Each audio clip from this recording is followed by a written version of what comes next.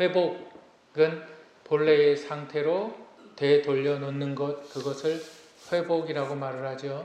건강이 안 좋은 사람이 몸이 회복돼야 합니다 라고 얘기할 때는 내 몸이 다시 제 기능을 찾는 것을 말하죠. 경제적으로 어려운 사람들, 내가 경제적으로 파탄난 사람들이 있어요. 그러한 사람들도 회복이라는 단어를 쓸 때는 그 경제적으로 다시 일어날 수 있는 상황이 될 때 회복이라는 단어를 씁니다. 사람들과의 관계도 마찬가지예요.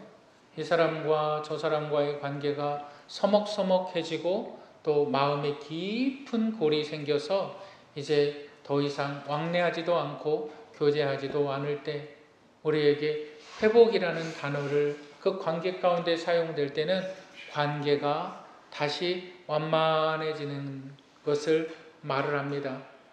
오늘 우리가 읽은 본문은 회복에 대해서 하나님께서 말씀하고 계십니다.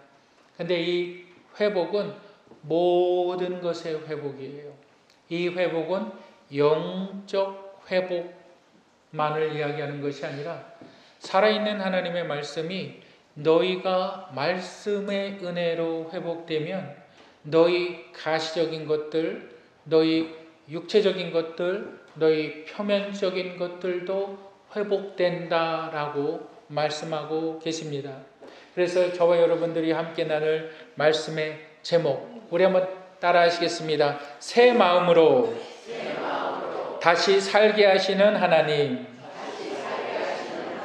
새 마음으로 다시 살게 하시는 하나님. 그 메인 주제, 메인 띠임이 바로 회복입니다. 새 마음으로 다시 살게 하시는 하나님에서 우리가 기억해야 하는 첫 번째가 있는데, 하나님은 우리를 정결케 하십니다.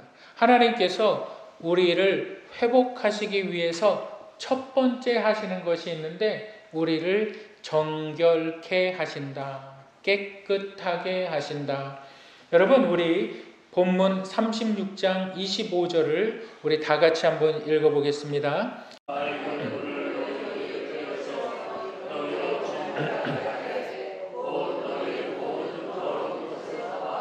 모든 우상 숭배에서 너희를 정결하게 할 것이며, 하나님께서 너희를 정결하게 하신다라고 말씀하시는데 어떻게 정결하게 하시느냐?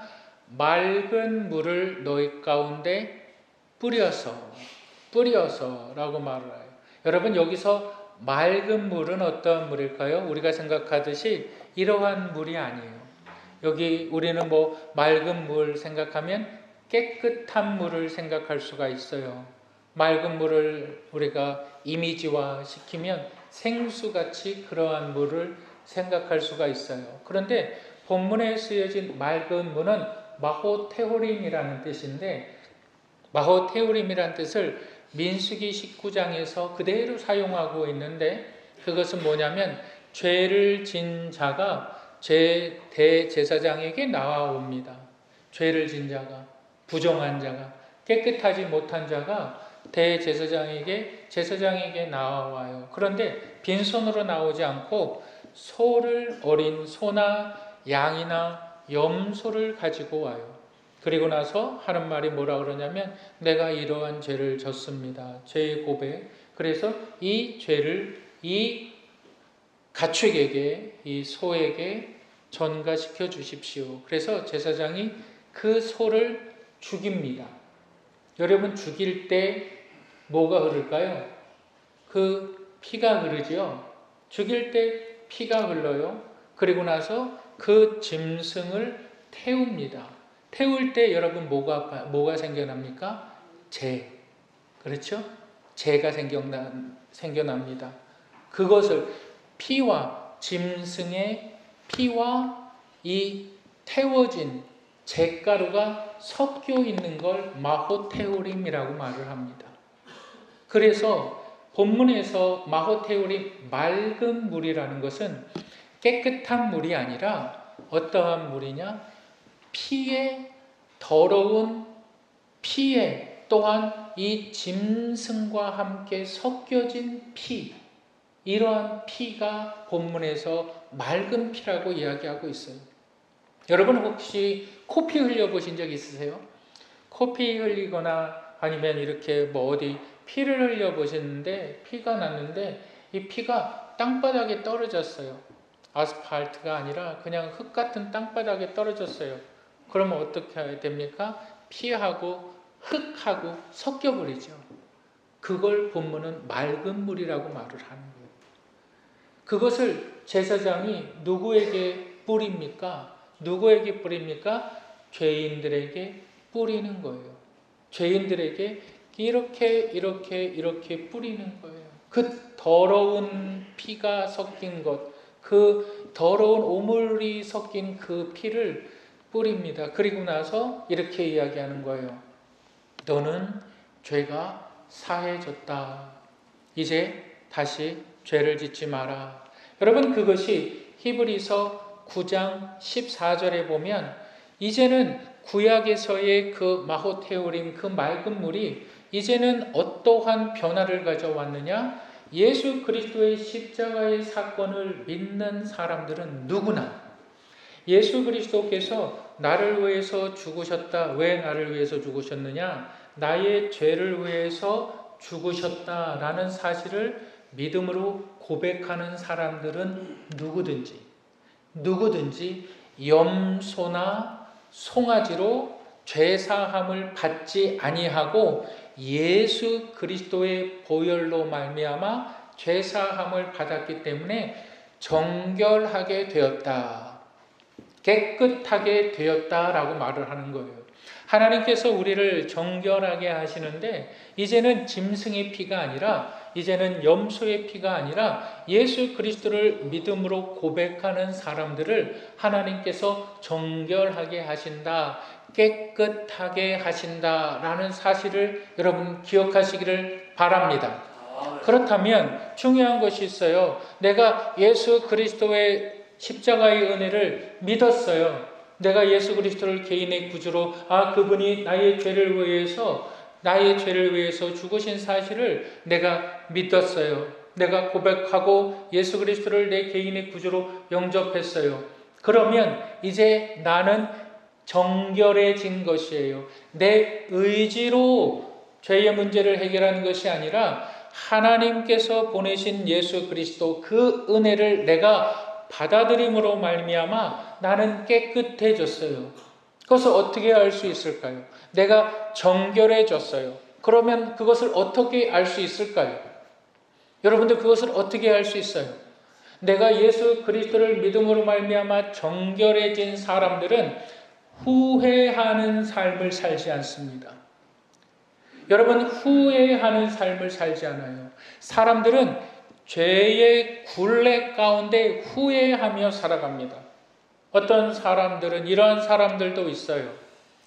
내가 살아있을 때 부모에게 불효를 참 많이 저질렀어요. 그런데 부모가 돌아가셨어요. 자꾸 부모가 생각이 나요. 부모에게 못해드린 것도 생각이 나고 불효한 것이 자꾸 생각이 나요. 내가 좀 더 잘해드릴 걸. 내가 살아계셨을 때 좀 더 잘해드릴 걸. 후회하는 삶을 살아요. 여러분 그게 죄의 굴레입니다. 내가 부모가 자녀에게 그렇게 이야기를 합니다. 내가 좀 더 잘해주지 못해서 미안해. 내가 좀 더 남들 부모처럼 더욱더 잘해주지 못해서 미안해. 나는 할 만큼 했지만 미안해. 내가 못난 부모라 그래. 내가 배우지 못한 부모라 그래. 내가 없는 환경에서 자라서 그래. 미안해. 그게 죄의 굴레입니다. 나는 왜 내 삶을 이렇게밖에 못 살까? 내 삶은 왜 되는 것이 없을까? 나는 뭘 해도 안 되는구나. 나는 안 되는 인생인가 보다. 내가 건강관리를 조금이라도 잘했더라면 이러한 인생을 맞지는 않았을 텐데 내가 조금 더 열심히 살았더라면 나의 인생이 달라졌을 텐데 죄는 우리의 인생을 후회하게 만들어요. 그런데 예수 그리스도의 은혜로 정결함을 받은 사람들은 기대의 삶을 살아갑니다.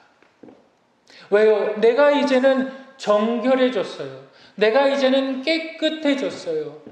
그렇기 때문에 나의 삶은 하나님께서 깨끗하게 하셨기 때문에 내 의지로, 내 노력으로 내가 깨끗해진 것이 아니라 하나님께서 보내신 예수 그리스도로 말미암아 내가 그것을 믿음으로 말미암아 내가 깨끗함을 받았기 때문에 내 삶은 기대가 있는 거예요. 내 삶을 내 스스로가 기대할 수가 있는 거예요. 내가 잘나서가 아니라, 내가 의로워서가 아니라 하나님께서 나를 깨끗하게 하셨어요. 정결하게 하셨어요. 내가 예수 그리스도를 믿는다는 그 사실 하나만으로. 그렇다면 나의 하루는 기대 가운데 살아갈 수 있어요. 여러분, 기대는 소망 가운데 나아가게 합니다. 일이 안 될 때도 낙심할 필요가 없어요.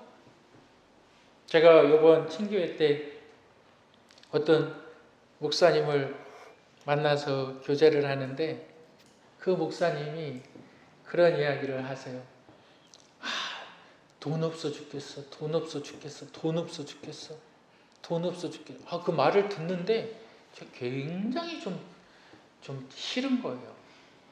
하나님의 말에는 창조성이라는 것이 있거든요. 하나님께서 말씀으로 세상을 창조하셨기 때문에 말한 대로 돼요. 창조성이라는 것이 있어요. 그래서 제가 그 목사님한테 그랬어요. 목사님 왜 말을 그렇게 하시냐고. 왜 말을 그렇게 하십니까? 목사님은 그 말이 변화되지 않으면 목사님은 거지같이 살 겁니다. 제가 그랬어요. 저는 절대 돈 없다는 소리를 안 해요. 그런데 실질적으로 우리의 삶에 경제적으로 어려울 때가 있어요, 없어요? 있지요. 그때 저는 어떻게 생각하는 줄 아십니까? 어떻게 생각하는지 아세요? 아직 안 왔다. 하나님께서 보내셨는데 배송 중이다. 하나님의 때에 배송될 것이다. 하나님이 보내셨어? 그런데 이것이 배송 중이야. 여러분, 작은 생각의 차이는요, 엄청난 결과를 만들어냅니다. 하나님께서는 우리의 삶이 하루하루 기대하며 살아가게 만드셨습니다. 그것을 정결하게 하셨다. 정결하게, 내가 의로워서 정결케 된 것이 아니라 내가 어떠한 수고로 인해서 노력으로 해서 정결케 된 것이 아니라 이 사실을 믿는 너희는 정결하게 되었다. 정결하게 된 사람들은 죄의 굴레는 뭘까요? 늘 후회하는 거예요. 죄의 굴레라는 것은 뭘까요? 후회하기 때문에 늘 불만족 가운데 살아가는 거예요. 그런데 정결함을 받은 사람들은 하루하루 기대 가운데 살아갈 수 있다는 사실을 여러분 믿으시기를 바랍니다. 여러분, 두 번째로 새 마음으로 살게 하시는 하나님에서 우리가 기억해야 되는 것이 있는데 우리 한번 따라 하시겠습니다. 하나님은 우리에게 새 마음과 새 영을 주십니다. 하나님께서 우리를 회복해 하시기 위해서 하나님께서 우리를 깨끗하게 하셨다. 정결하게 하셨다. 정결하게 하시고 나서 새 마음을 주셨다라고 말하는 것은 마치 여러분 이렇게 생각하시길 바랍니다. 내가 아주 깨끗하게 내가 목욕을 했어요. 샤워를 다 했어요. 그리고 나서 아주 깨끗한 옷을 입는 것과 같아요. 여러분, 우리 한번 본문 36장 26절을 한번 읽겠습니다. 36장 26절 다 같이 읽겠습니다. 시작. 또 새 영을 너희에게고 새 마음을 너희에게 주되 너희 중에서 굳은 마음을 제거하고 부드러운 마음을 줄 것이며, 새 영은 뭐냐면 성령이거든요. 예수 그리스도의 십자가의 사건, 예수 그리스도의 부활의 사건 이후로 말미암아 예수님께서 무엇이라고 말씀하십니까? 내가 죽는 것이, 내가 아버지께로 가는 것이 너희에게 유익이 있다. 내가 죽으면, 내가 아버지께로 가면 아버지께서 보내실 성령 그가 오실 텐데, 그가 죄에 대하여, 의에 대하여, 심판에 대하여 너희를 책망하리라 라고 말씀하거든요. 그래서 예수 그리스도의 죽으심과 부활하심 사건 이후로 우리 가운데 임하신 분이 성령 하나님. 그래서 사도행전에 보면, 사도행전 1장에 보면 예수 그리스도께서 승천하십니다. 승천하시는 가운데에서 제자들을 향하여서 말씀하시는데, 내가 너희들 가운데 다시 재림할 것이다 말씀하고 있어요. 그래서 2장에 보면 어떤 사건들이 벌어지냐면, 예수 그리스도의 오심을 기다리는 사람들이 모여서 예수 그리스도의 그 기다림, 오심, 재림하심을 기다리면서 막 기도합니다. 마가의 다락방에서. 그때 무엇이 임하냐? 성령이 임하는 거예요. 그때 성령이 임하는 거예요. 그래서 이제 은혜의 시대에 살아가고 있는 사람들에게 성령은 새 영이라고 말을 합니다. 그 새 영이 하시는 일이 있는데, 새 마음을 주신다라는 거예요. 새 마음을 주신다.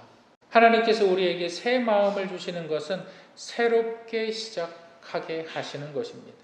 여러분, 이렇게 생각해 보십시오. 어떤 사람이 아주 술을 좋아해요. 아침에도 술 먹고, 점심에도 술 먹고, 저녁에도 술 먹고, 잘 때도 술 먹고. 간이 나만 하겠어요? 안 되죠. 근데 멀쩡한 것 같아요. 간은 별로 그 증상이 없거든요. 그런데 어느 날 좀 너무 피곤해서 병원을 딱 가서 진찰을 딱 받았어요. 그러니까 진찰 결과 의사가 말을 합니다. 당신은 지금까지 당신의 생활 패턴, 당신이 지금까지 해온 삶의 방식 때문에 간이 망가졌습니다. 간 경화가 왔습니다. 더 이상 손 쓸 수가 없습니다. 당신은 회복 불가능입니다. 이제 죽을 날만 기다리고 있는데, 근데 단 하나의 방법이 있어요. 의사가 말해요. 귀가 쫑긋하죠. 뭡니까? 간을 이식받아야 됩니다. 새 간을, 건강한 간을 이식받아야 합니다. 근데 그 말을 듣고 기증자를 기다리는 사람 얼마나 초조할까요? 내가 이제 빨리 그 이식을 받지 않으면 내가 죽는데, 그 기증자가, 간 기증자가 언제 나타날 줄 알아요? 그 초조하며 기다리고 있는데 병원에서 전화가 오는 거예요. 누가 도네이션을 했습니다. 누가 기증을 했습니다. 당신은 이제 간 이식을 받을 수가 있습니다. 정말입니까? 기쁜 마음으로 병원에 가서 몇 시간의 수술을 하고 새로운 간을 이식받았어요. 살아났어요. 의사가 이렇게 말합니다. 이제는 술은 입에도 대지 마십시오. 당신은 새 간을 받았으니 새 삶을 살으십시오. 새 삶을 살으십시오. 이렇게 말을 합니다. 이해가 되어지시지요?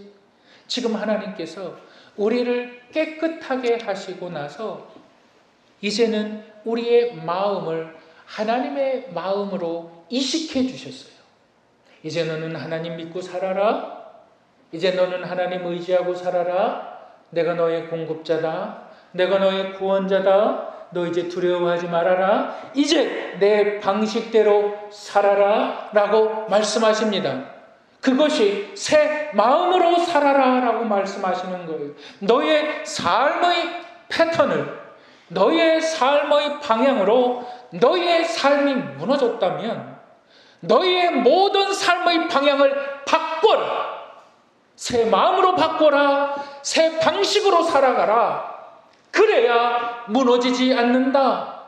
그것이 새 삶이다라고 말씀하시는 거예요. 그것이 하나님께서 우리에게 말씀하시는 거예요. 내가 너희에게 새 영을 줄 것이다. 성령 하나님께서 우리 가운데 역사하셔서 너희의 굳어진 마음들, 여러분 굳어진 마음들이 뭐냐면 감각이 없는 거예요. 여러분들 굳은 살, 손에 박힌 굳은 살, 여러분 그것이 내 마음에 박혀 있다고 생각해 보시길 바랍니다. 내 발에 굳은 살이 많이 박혀 있다고 생각해 보시기 바랍니다. 그러면 꼬집어도 감각이 없어요. 웬만큼 충격을 줘도 감각이 없어요. 굳은 살이 박혀 있기 때문에. 근데 그게 마음에 붙어 있다는 거예요. 이 굳은 살이 뭘 말합니까? 죄에 대한 감각이 없어요. 은혜에 대한 감각이 없어요. 감사에 대한 감각이 없어요. 그 감각이 없는 것들을 하나님께서 제거해 주시는데, 그것을 떼어내 가시는데 너희들 힘으로 안 된다. 누가? 성령의 역사로 성령 하나님께서 너희 가운데 새 마음을 어떻게 이식시키는데, 그 마음이 하나님을 향하게 만드는 마음이다 이 말이에요. 그 마음으로 너희를 이식하였다. 이제 너희 마음에는 감각이, 어떠한 감각? 아주 부드러운 감각, 아주 센시티브하고 아주 민감한 감각, 아주 작은 것에도 감사를 할 수가 있고 아주 조그만 것에도 기뻐할 수 있고 즐거워할 수 있는 그 부드러운 마음을 주신다. 그 기쁜 마음을 주신다는 거예요. 여러분, 우리의 마음이 얼마나 굳은 살이 많이 박혀 있는지 아십니까? 얼마나 우리의 마음이 더러워져 있는지를 아십니까? 세상에 살아가다 보면 참 너무나도 마음을 더럽게 하는 일들이 많이 생겨나요. 이 사람과 이야기할 때 갈등의 문제도 생기고, 거짓말할 필요가 없는데 거짓말을 밥 먹듯이 해요. 거짓말 안 해도 되는데, 속이지 않아도 되는데, 거짓말하고 속이고, 거짓말한 걸 또 감추기 위해서 또 거짓말하고, 속인 것을 감추기 위해서 또 속이고, 마음은 점점 굳어짐으로 말미암아 떠나가는 것이 있어요. 내 삶에 기쁨이라는 것이 떠나가요. 여러분 잘 생각해 보세요. 한번 잘 되돌아보세요. 내가 뭘 속이고 거짓말할 때는 기쁨이 있을 수가 없어요. 기쁨이 있을 수가 없어요. 그런데 내가 솔직해지고 내가 말하는 부분에 있어서 나를 정죄할 사람 없어요. 나를 심판할 사람 없다고요. 근데 죄에 눌린 사람들은 늘 거짓말을 해요. 늘 거짓말을 해요. 근데 그게 죄인 줄 몰라요. 왜 그럴까요? 왜? 마음이 굳어졌어요. 그러한 자들에게 하나님 어떻게 하십니까? 새 마음을. 근데 그 새 마음이 어떤 마음이에요? 부드러운 마음을 줄 것이다. 부드러운 마음은 어떠한 마음입니까? 아주 작은 것에도 감사를 잃지 않는 거예요. 감사를 빼앗기지 않는 거예요. 기뻐하는 거예요. 즐거워하는 거예요. 어제 제가 교회에 이렇게 딱 있는데 오래간만에 곽숙자 권사님이 오셨어요. 한 10년 만에 이렇게 보신 거예요.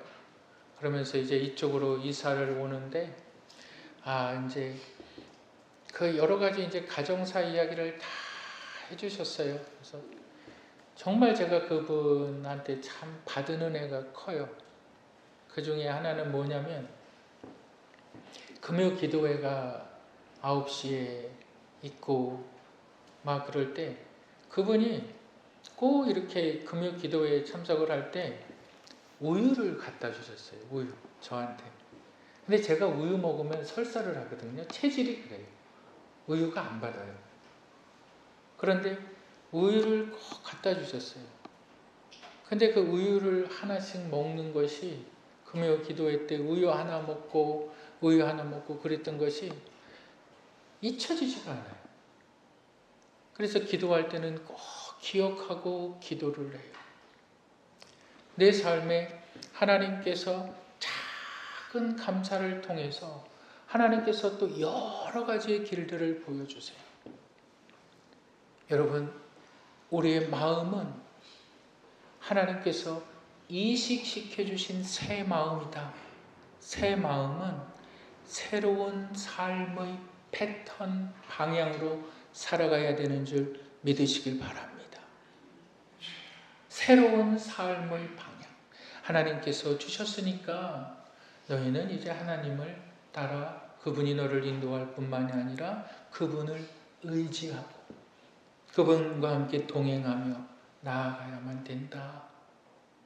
여러분, 세 번째로 새 마음을 가진 사람에서 우리가 새 마음으로 다시 살게 하시는 하나님에서 기억해야 하는 세 번째가 있는데, 우리 한번 따라 하시겠습니다. 하나님은 회복된 삶을 살게 하신다. 우리 31절 한번 읽어보실까요? 그때에 너희가 너희 악한 길과 너희 좋지 못한 행위를 기억하고 너희 모든 죄악과 가증한 일로 말미암아 스스로 믿게 볼. 이것이 뭘 말씀하고 계시냐면 터닝 포인트가 반드시 있다라고 말을 하는 거예요. 그러니까 하나님께서 너희의 삶의 전환점을 만드신다라고 말씀하시는 거예요. 내 스스로 내 인생을 돌아봤을 때 그때 참 내가 잘못했지라고 말을 하는 거예요. 내가 참 그때 참 잘못했지라고 말을 하는 거는 내가 지금은 내 인생이 후회되는 인생이 아니다라고 말을 하는 거예요. 이것이 하나님께서 우리의 삶을 재창조하시는 방법이에요. 하나님께서는 어떻게 말씀하십니까? 이제 내가 너희에게 예수 그리스도를 믿는 모든 자들에게 내가 회복을 줄 것이다. 첫째 회복함 가운데에서 우리가 기억해야 되는 것은 내 스스로 깨끗해질 수가 없어요. 예수 그리스도의 십자가의 보혈이 나를 정결하게 하였다라는 사실을 내가 믿는다면 이제 나의 삶은 후회 가운데 살아가지 않습니다. 나의 삶은 날마다 기대와 소망 가운데 살아가는 줄 믿으시길 바랍니다. 작은 것에도 하나님께서 나를 깨끗하게 하셨으면 마치 목욕한 어린아이에게 새 옷을 입혀주듯이 하나님께서 우리에게 새 마음을, 성령을 통해서 새 마음을 이식시켜 주시는 거예요. 그렇다면 이제 내가 새 마음으로 새 삶을 살아가야 되는데 그 새 삶은 이전과 다른 삶이라는 거예요.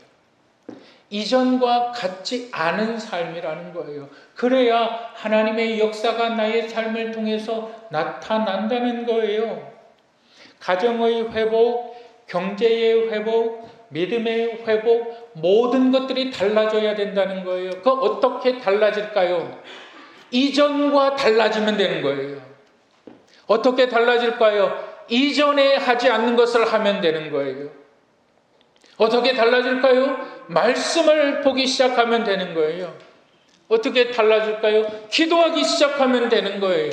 이전에 없던 부분들을 내가 새로운 부분으로 채워나갈 때에 하나님은 나를 회복하시고 나의 가정을 회복하시고 나의 건강을 회복하시고 나의 경제를 회복하실 뿐만이 아니라 우리 교회를 회복하시는 줄 믿으시길 바랍니다.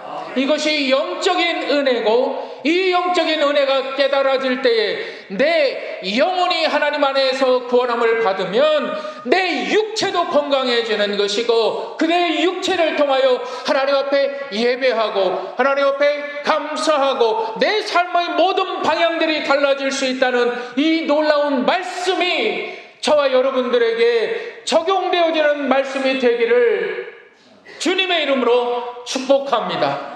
이 하나님의 말씀을 놓고 주님 나를 회복하여 주시옵소서. 주여 나를 회복하여 주실 줄 믿습니다. 하나님, 내가 이렇게 하면 회복해 주시겠습니까? 하나님, 나를 이렇게 써주세요. 나를 이렇게 하면, 내가 이렇게 하면 회복됩니까? 이것이 아니라 너희는 거저 믿기만 하면 하나님의 회복의 역사가 우리 가운데 나타난다는 사실을 믿으시기를 주님의 이름으로 축복합니다. 여러분, 우리 이 시간 함께 기도하겠습니다.